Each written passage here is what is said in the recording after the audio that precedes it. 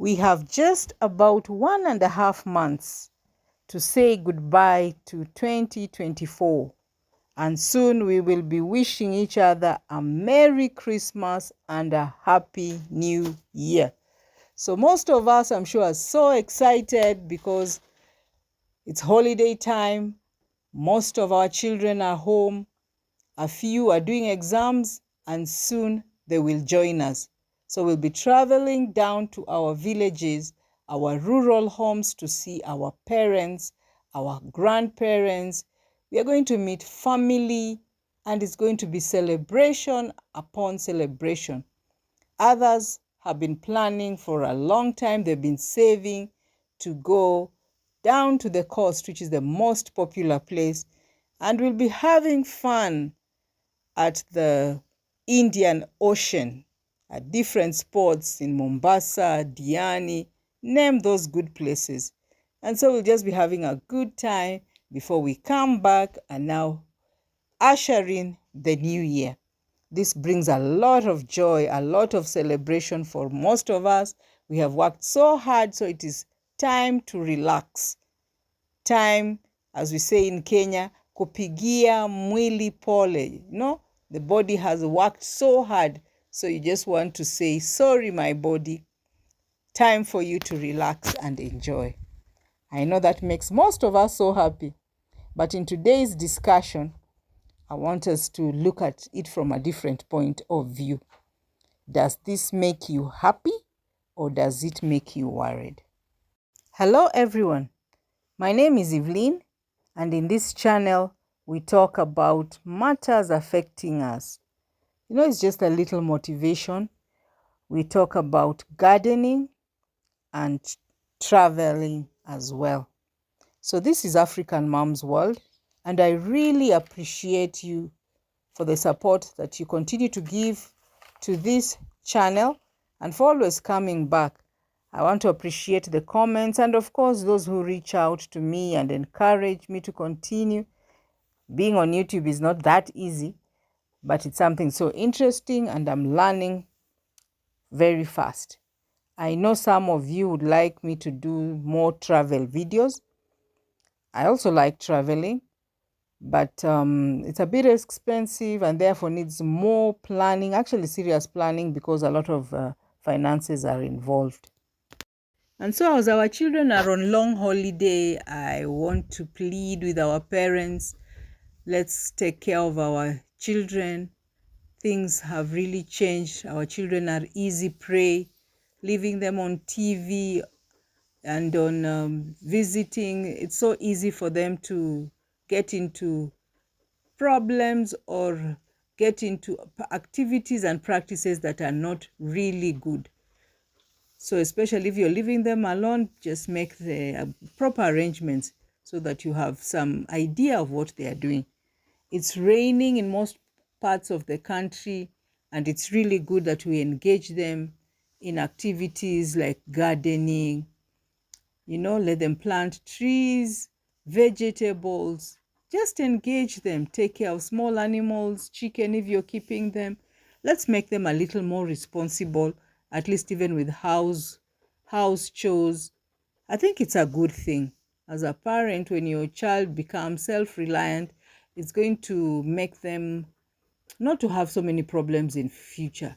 Like agriculture now, since we don't have a lot of jobs around, that's one area where they can make money. So even as we take them to school, let us remember that at one time there'll be fathers, there'll be mothers. So let's just give them the practice now, even if they're going to have a lot of money, even if you can afford, but it's just good that we teach them some of these things. Being African, our children need to learn some of these things.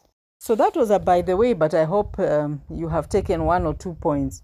My issue is that in terms of economy, uchumi has really taken a toll on most of us. And even if we don't feel it now, it is coming. But generally, there is a change. Even if you cannot see, you are feeling it. When you go to the shop, you see prices have really changed. Even when you go to the market, where we are now receiving rains and we are getting foodstuffs from the farm, if you're going to buy in the market, you would think that it was going to be a little cheaper. That's not the case. Farmers have put in quite a little bit in terms of input. So when they bring them to the market, the prices have also increased. If you are traveling, I'm sure you have noticed the prices are not the same. Fuel has gone up. If you're in a rental house, just be cautious, because most tenants suffer at the beginning of the year without remembering that at the beginning of the year is when most of the landlords increase the rents. So mine on this video was just to remind us as parents, as citizens, that we need to be a little cautious, more especially in terms of our money. Even when we say, the Bible says that give to Caesar what belongs to Caesar, and what belongs to God, give to God. Taxes are affecting us, my friend. Taxes are affecting us. And this is in all areas. What can we do? We just have to pay our taxes. So even as you go to enjoy wherever you're going, be cautious about the finances. Save as much as possible, because you don't know what 2025 is coming with us.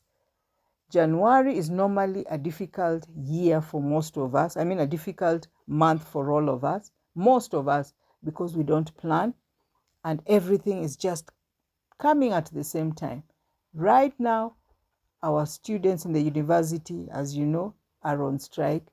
They may be opening maybe in January. We don't know what the courts will rule in terms of the problem we are having with the lecturers on strike.